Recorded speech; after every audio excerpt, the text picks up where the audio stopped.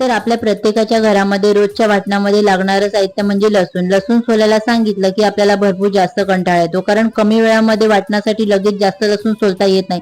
आणि लसूण सोलायला घेतलं की खूप जास्त झंझट असते, का त्याच्यामुळे हातामध्ये पेन होतं, त्याची सालं नखात घुसतात, ते बरोबर काही साफ होत नाही. तर त्याच्यासाठी ना तुम्ही तसं न करता काय करायचंय, आज इकडे तुम्हाला एकदम सोपी ट्रिक दाखवणार आहे. तर एका बाउलमध्ये ना आपल्याला लसणाच्या पाकळ्या टाकून घ्यायच्या आहेत आणि त्यामध्ये ना थंड पाणी टाकून घ्यायचं आणि कमीत कमी 10 मिनिटं ना लसणाला रेस्ट होण्यासाठी ठेवून द्यायचं. असं केल्याने काय होते, लसणाच्या पाकळ्या आहेत ना एकदम फुलून वरती येतात. आणि ही एकदम सोपी ट्रिक आहे.